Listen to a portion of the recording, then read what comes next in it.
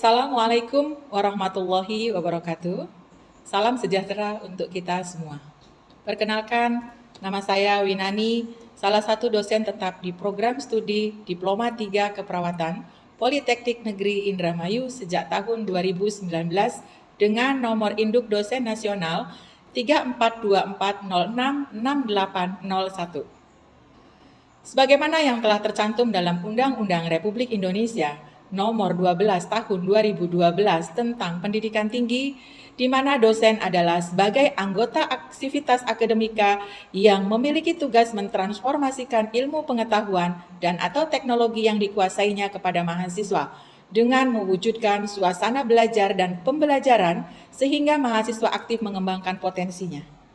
Selain itu juga, saya melakukan penelitian dan pengabdian kepada masyarakat yang sesuai dengan bidang keilmuan dan latar belakang pendidikan saya, yaitu manajemen keperawatan.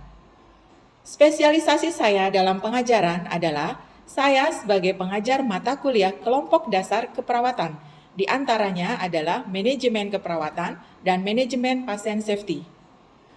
Pada salah satu mata kuliah yang saya ampu yaitu manajemen pasien safety dengan bobot 2 SKS pada semester genap program Diploma 3 Keperawatan Politeknik Negeri Indramayu dengan rincian 1 teori dan 1 praktek. Sehingga waktu yang diperlukan dalam 1 kali tatap muka adalah 220 menit. Sebelum saya menjelaskan lebih lanjut mengenai teknik pengajaran saya, terlebih dahulu saya akan menjelaskan deskripsi singkat luaran yang diharapkan dan model pembelajaran pada mata kuliah manajemen pasien safety. Manajemen pasien safety merupakan salah satu mata kuliah yang termasuk dalam kelompok mata kuliah dasar keperawatan. Mata kuliah ini menguraikan tentang manajemen pasien safety mulai dari konsep sampai pelaksanaan di rumah sakit. Kegiatan pembelajaran dapat dirancang melalui kegiatan ceramah, diskusi, dan praktek di laboratorium, sehingga dapat memberikan kesempatan kepada mahasiswa untuk menyelesaikan capaian pembelajaran. Dengan mengikuti mata kuliah manajemen pasien safety ini, mahasiswa diharapkan menguasai konsep dan prinsip pasien safety yang merupakan capaian pembelajaran sikap dan tata nilai. Kemudian, mahasiswa juga mampu memberikan asuhan keperawatan kepada individu, keluarga, dan kelompok, baik sehat, sakit, dan kegawat daruratan dengan memperhatikan aspek biopsikososial, kultural, dan spiritual yang menjamin keselamatan pasien sesuai standar asuhan keperawatan, dan ini merupakan capaian pembelajaran keterampilan khusus. 3. Mahasiswa mampu menunjukkan kinerja dengan mutu dan kuantitas yang terukur, dan ini sesuai dengan capaian pembelajaran keterampilan umum. Untuk bisa mencapai kemampuan tersebut, mahasiswa akan diberikan topik-topik yang akan dibahas selama 16 kali pertemuan, termasuk UTS dan UAS, dengan menggunakan media online, tatap muka, dan praktek di laboratorium. Berikut adalah topik-topik yang akan saya bahas. 1. Konsep dasar pasien safety. 2. Peran perawat dalam kegiatan keselamatan pasien. 3. Early warning system. 4. Infeksi nosokomial. 5. Mikrobiologi dan parasitologi.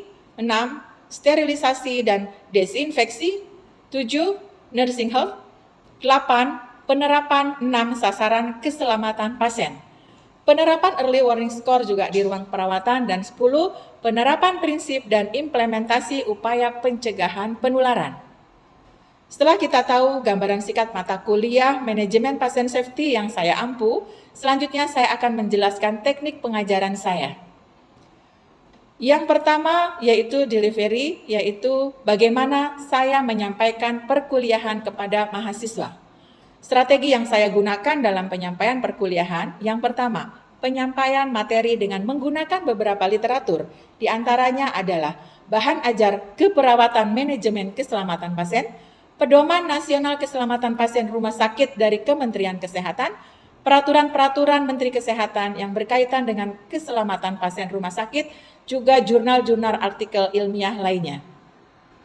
Yang kedua, pembahasan case study di kelas. Mahasiswa akan diberikan kasus untuk didiskusikan penyelesaian masalahnya dan dipresentasikan di depan kelas oleh kelompok mahasiswa tersebut. Untuk kegiatan berkaitan dengan mata kuliah manajemen pasien safety ini dilakukan juga di laboratorium terpadu. Sebelumnya, mahasiswa akan diberikan formulir standar prosedur operasional sesuai dengan materi praktek dan mempersiapkan alat dan bahan yang diperlukan untuk praktik. Teknik yang kedua yaitu interaction. Bagaimana saya berinteraksi dengan mahasiswa. Dalam perkuliahan ini, ada beberapa saluran komunikasi yang saya gunakan. Yang pertama yaitu di dalam kelas. Saya selalu mendorong mahasiswa untuk berpartisipasi aktif, untuk bertanya, dan mengemukakan isu-isu di kelas, agar proses belajar mengajar berjalan komunikatif dan dua arah. Yang kedua, menggunakan media WhatsApp sebagai sarana diskusi di luar kelas. Nah, ini adalah salah satu contoh penggunaan WhatsApp dengan mahasiswa. Dan yang ketiga, saya memanfaatkan Learning Management System atau e-learning yang ada di Polindra untuk mengupload materi pembelajaran sebanyak 14 kali pertemuan, kemudian juga RPS dan jadwal kuliah serta kontrak perkuliahan. Dengan e-learning, kita akan bisa memberikan tugas dan kuis kepada mahasiswa. Ini salah satu contoh e-learning yang saya masukkan beberapa mata kuliah manajemen pasien safety. Di sini ada 14 topik, 2 yaitu 1 UTS dan 1 UAS. Nah, ini untuk UTS, contoh UTS manajemen pasien safety-nya. Yang ketiga adalah metode assessment, bagaimana saya memberikan penilaian kepada mahasiswa. Pada pertemuan pertama perkuliahan, saya selalu menjelaskan kontrak perkuliahan yang disepakati bersama antara pengajar dan mahasiswa.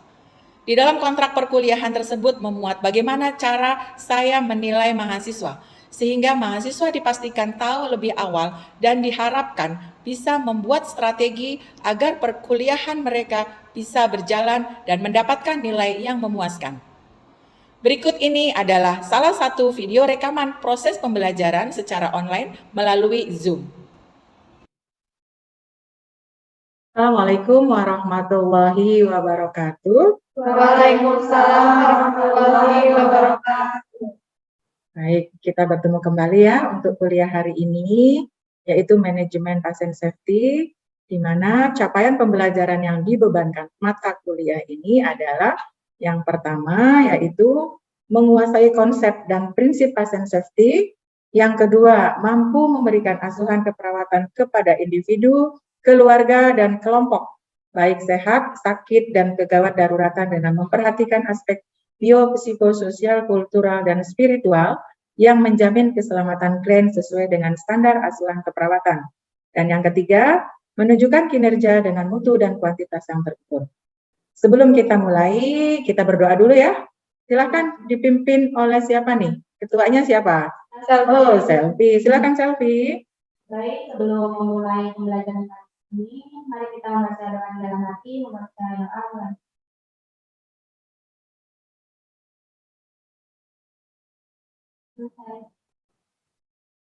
Baik, kalau saya lihat sih semuanya sehat-sehat semua. Semua sehat kan? Sehat, Ibu. Ya, tetap jaga prokes ya. Ya, Bu. Oke, untuk pertemuan kita hari ini yaitu melanjutkan pertemuan minggu kemarin. Masih tentang sasaran keselamatan pasien. Masih ada yang ingat nggak pertemuan minggu kemarin? Masih, Bu. Oke, tentang apa ya? Tentang ini, Bu, penerapan sasaran. Siapa tadi tuh? Dela, Bu. Oh ya, Dela silakan. Penerapan sasaran keselamatan pasien untuk memastikan tepat lokasi, tepat prosedur, dan tepat pasien operasi, Ibu. Bagus sekali. Silakan. Siapa yang akan menjelaskan tentang apa kegiatan yang harus dilakukan untuk menghindari terjadinya kesalahan tersebut? Saya, Bu. Hilmi. Jadi, untuk menghindari kesalahan tersebut, kita bisa memberi tanda yang jelas untuk lokasi-lokasi yang akan dioperasi, dan kita juga saat melakukannya harus melibatkan pasiennya langsung. Terus kita juga bisa membuat checklist untuk verifikasi saat operasi. Kita bisa checklist tepat lokasi, tepat prosedur, tepat pasien, dan pastikan dokumentasi dan peralatan yang dibutuhkan itu tersedia, dan vaksinasi. Luar biasa ya Hilmi ya. Baik, ada lagi nggak yang mau menambahkan nih? Inaya mau menambahkan. Oh ya, Inaya, silakan Inaya. tim operasi yang lengkap penerapannya dan mencatat prosedur sebelum in-sisi atau time out dan tepat sebelum dimulainya suatu prosedur atau tindakan pemberdayaan. Luar biasa semuanya ya, masih ingat alhamdulillah nih. Baik, kita akan lanjutkan materi hari ini ya, merupakan kelanjutan tentang penerapan sasaran keselamatan pasien. Kali ini kita akan membahas tentang kurangi risiko infeksi terkait pelayanan kesehatan, kurangi risiko pasien jatuh. Ibu berharap setelah mempelajari materi ini semua, semuanya mampu melaksanakan untuk mengurangi risiko pasien jatuh dan mampu melaksanakan kegiatan kurangi risiko infeksi. Ini sesuai dengan yang ada di RPS ya. Untuk materi hari ini sudah ada di e-learning. Semua sudah download dan baca? Sudah, Bu. Oh, bagus sekali. Setelah download dan baca, apa yang Anda garis bawahi tentang materi tersebut? Belajar cuci tangan. Sudah ada yang bisa? Sedikit, Bu. Sedikit. Nanti kalau sedikit kita akan tambahkan biar banyak. Ya, kita akan belajar bersama-sama. Baik, Ibu akan share materinya ya.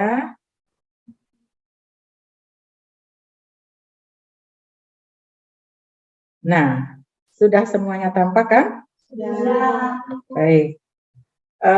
Kurangi risiko infeksi terkait pelayanan kesehatan, kurangi risiko pasien jatuh. Pencegahan dan pengendalian infeksi ini merupakan sebuah tantangan di lingkungan fasilitas kesehatan tentunya. Kenaikan angka infeksi terkait pelayanan kesehatan menjadi keprihatinan bagi pasien dan petugas kesehatan. Nah, secara umum ini infeksi terkait pelayanan kesehatan terjadi di semua unit layanan kesehatan, termasuk infeksi saluran kencing yang disebabkan oleh kateter, infeksi pembuluh darah atau aliran darah, ini terkait pemasangan infus, baik perifer maupun sentral. Kemudian juga ada infeksi paru-paru, ini terkait dengan penggunaan ventilator.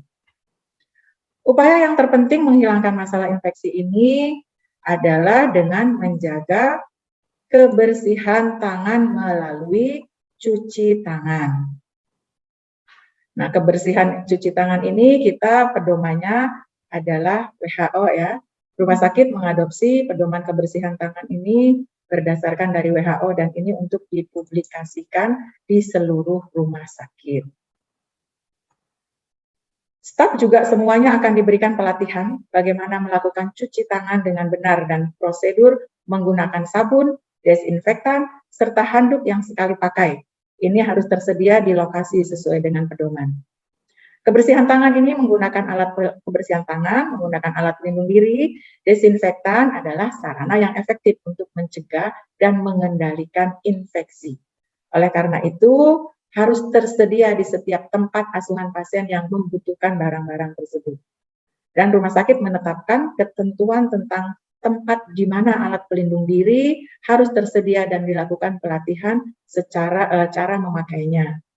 Sabun, desinfektan, handuk atau tisu, alat lainnya untuk mengeringkan ditempatkan di daerah di mana tempat cuci tangan dan prosedur desinfeksi dilakukan. Dan ini kita lihat hand scrub antiseptik ya, teknik cuci tangan dengan air yang berbasis alkohol. Masih jelas materinya terlihat ya? Jelas. Oke. Nah, ini penggunaan hand scrub antiseptik untuk tangan yang bersih lebih efektif membunuh flora residen dan flora transient ya daripada mencuci tangan dengan sabun antiseptik atau dengan sabun biasa dan air. Kemudian hand scrub ini sebagai antiseptik juga berisi emolien seperti gliserin, gliserol, propelin atau sorbitol yang melindungi dan melembutkan kulit. Jangan sampai nanti tangan kita teriritasi oleh alkohol. Nah, teknik mencuci tangan dengan hand scrub antiseptik ini harus dilakukan seperti di bawah ini. Yang pertama yaitu menuangkan cairan hand scrub 2-5 cc yang berbasis alkohol ke dalam tangan, kemudian lakukan 6 langkah gerakan cuci tangan. Ya. Kemudian biarkan tangan mengering, setiap gerakan dilakukan sebanyak 4 kali, lamanya yaitu 20-30 detik. Kalau kelamaan nanti lama nantinya. Setelah melakukan hand scrub atau bila tangan sudah tidak nyaman, lakukan cuci tangan dengan air yang mengalir. Nah, ini adalah gambar tentang bagaimana cara mencuci tangan, ya. Hand scrub ini tidak menghilangkan kotoran atau zat organik, sehingga jika tangan sangat kotor atau terkontaminasi oleh darah atau cairan tubuh, harus kita lakukan cuci tangan dengan sabun dan air yang mengalir, ya. Oke, ini untuk menghindari penumpukan-penumpukan. Kemudian yang selanjutnya ini cuci tangan dengan air yang mengalir. Intinya sama, gerakannya sama dengan cuci tangan yang menggunakan yang berbasis alkohol tadi, ya. Cuma ini dengan sabun 3-5 cc, gerakannya sama. Kemudian kita kalau selesai, nah ini untuk waktunya berbeda ya, 40-60 detik, gitu. Baik, kalau kita coba bersama-sama cuci tangan gimana? Boleh ya? Iya, kita coba ya. Sekarang saya akan buka, ada musiknya. Jadi kita sama-sama cuci tangan.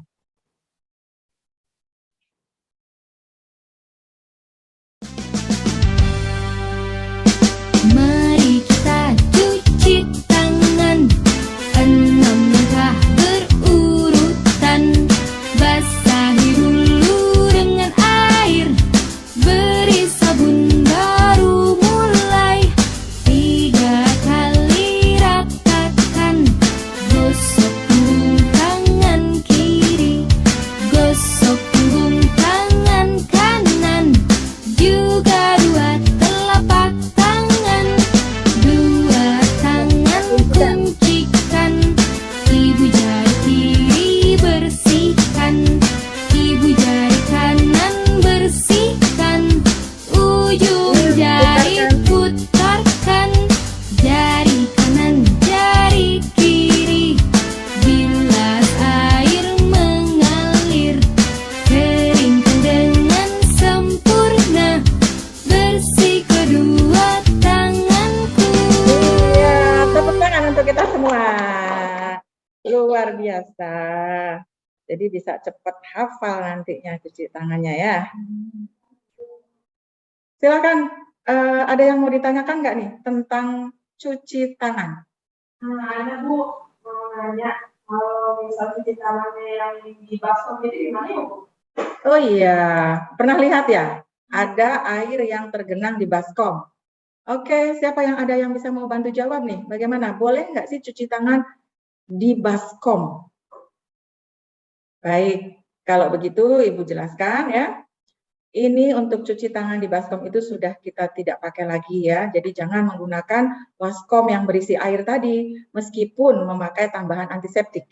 Karena di situ mikroorganisme dapat bertahan dan berkembang biak dalam larutan yang tadi di baskom tersebut. Gitu ya. Cukup? Ada lagi? Kalau misalnya tidak ada wastafel gimana? Tidak ada wastafel di situnya Bu, gimana nih? Kita bisa siasati. Jika air mengalir tidak tersedia di situ, kita gunakan wadah air dengan keran atau gunakan ember dan gayung, tampung air yang telah digunakan dalam ember dan buanglah di toilet. Selanjutnya keringkan dengan handuk yang bersih sekali pakai. Jadi jangan sampai ada handuk yang suka dipasang di pinggiran, kemudian kita lapnya pakai handuk tersebut.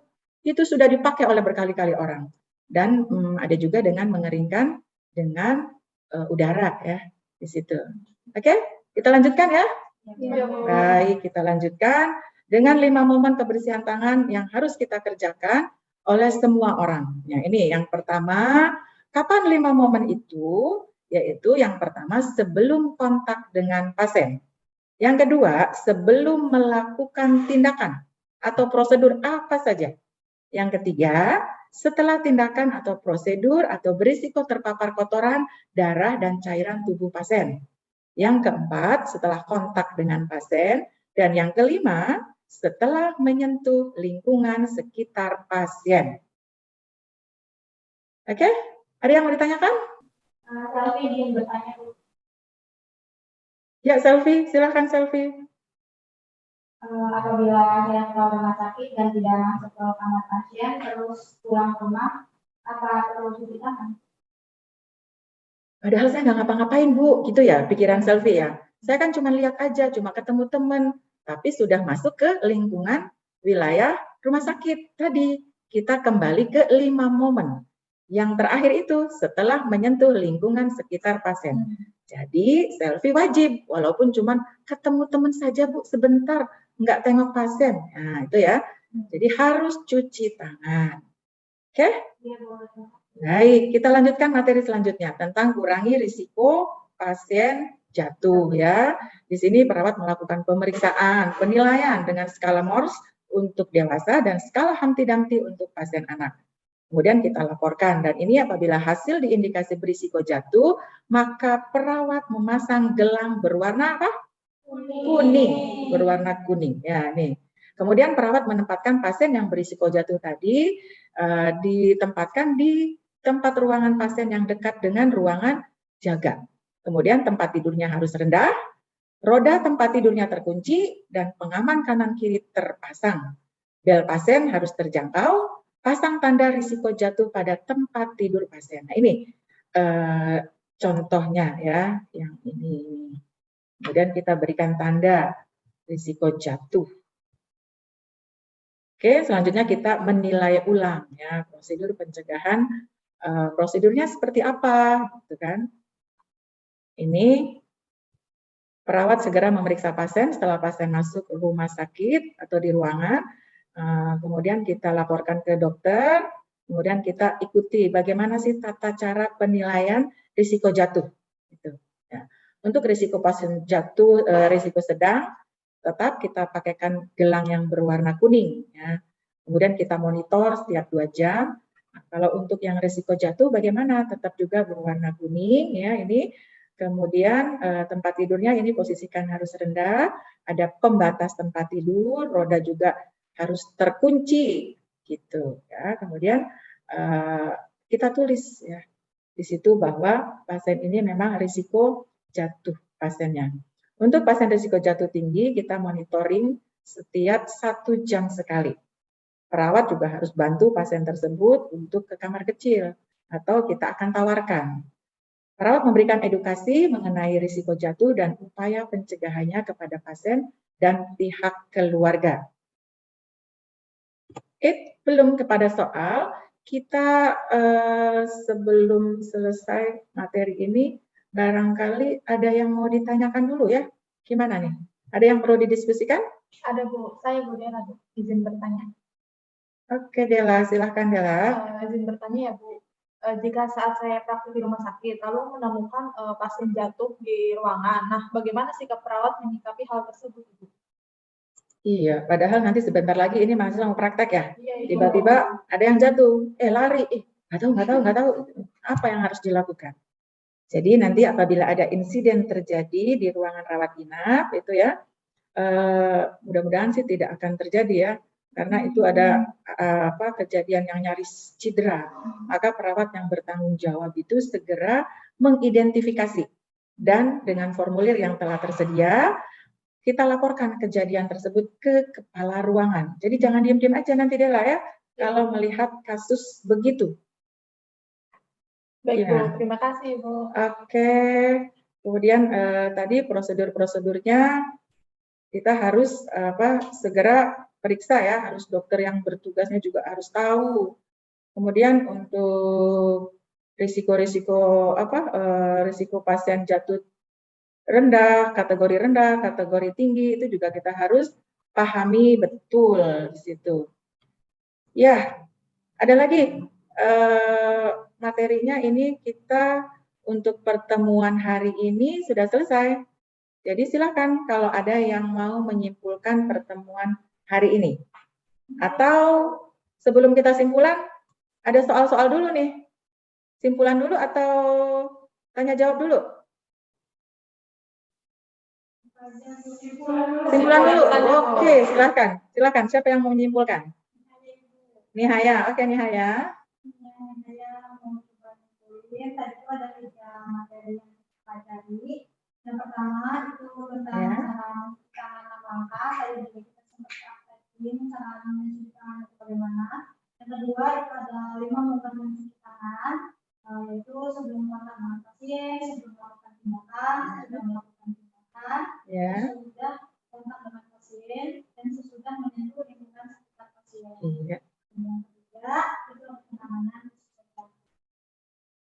Oke, luar biasa sekali ya pertemuan hari ini. Mudah-mudahan semuanya bisa lulus uji kom. Contohnya ini ada soal nih. Soal berkaitan dengan uji kom. Silakan. Ada tampilkan? Baca silakan. Satu. Silakan Dela dibaca. Baik Ibu, seorang perawat ruang bedah sedang melakukan perawatan luka operasi hari ketiga. Pada saat itu, perawat terkena cipratan darah pasien mengenai tangan yang tidak tertutup sarung tangan. Ya. Setelah selesai tindakan, perawat melakukan cuci tangan. Apakah teknik yang digunakan? Nah, siapa yang mau jawab? Oke, silakan Hilmi. Oke, karena dia kena darah pasien tadi harus cuci tangan menggunakan sabun dan air. Iya, betul. Itu adalah salah satu contoh soal uji kompetensi nantinya ya. Yang kedua, silakan mau siapa yang baca ini? Fares, boleh Bu? Ya, silakan Fares. Seorang pasien diindikasi berisiko jatuh, maka perawat harus memasang gelang berwarna Warna apa? Kuning. Oke, kuning. Jangan bilang pink nanti. Kuning. Kalau pink itu untuk pasien perempuan. Ya, jangan salah pasangkan gelang. Yang ketiga, soal ketiga. Ada yang mau baca? Silakan. Selfie, Bu. Ya, Selvi. Apabila pasien diindikasi berisiko jatuh, maka perawat menetapkan pasien yang berisiko jatuh pada ruangan yang telah ditentukan. Di manakah ditempatannya? Ya, siapa yang mau jawab? Di dekat ruang jaga perawat, Bu. Tempatkan ruangan pasien dekat dengan ruang jaga perawat ya.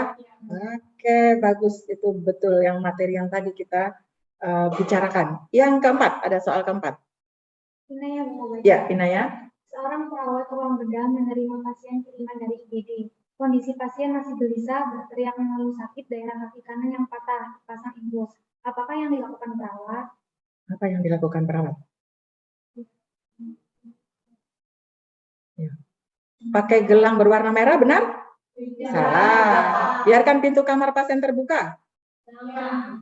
Ikat sekencang-kencangnya pasien tersebut. Tidak boleh. Jangan biarkan pintu kamar pasien terbuka. Jangan biarkan. Roda tempat tidur pasien tidak perlu terkunci. Jadi, ya, biarkan pintu kamar pasien terbuka. Nah, rada mengecoh nih soalnya, lumayan. Yang kelima. Ya. Rumah sakit membuat regulasi terkait dengan nafas di kamar sesuai dengan Ya. Berapa? Sudah ya. Ternyata luar biasa semuanya nih. Bagus? Ya. Soalnya kita sudah bahas semua ya, ada 5 soal. Nah, inilah bentuk soal uji kompetensi nanti pada saat nanti teman-teman mengikuti uji kompetensi. Baik, untuk pertemuan minggu depan apa ya kita ya? Kita ada tugas nih untuk pertemuan, ada tugas yaitu membuat video cuci tangan. Setelah nanti sudah jadi videonya, silahkan nanti masukkan di e-learning ya. Di e-learning dan materi untuk minggu depan silahkan pelajari tentang early warning score di ruang perawatan. Sudah Ibu masukkan di e-learning, nanti di-download dan dibaca. Dan dibaca, jangan cuma di-download aja, oke? Baik, sebelum Ibu menutup pertemuan hari ini ada pesan dari Ibnu Sina. Kepanikan adalah separuh penyakit. Ketenangan adalah separuh obat. Dan kesabaran adalah permulaan kesembuhan. Terima kasih. Sampai jumpa kita minggu depan. Assalamualaikum warahmatullahi wabarakatuh. Waalaikumsalam. Oke, selamat belajar ya.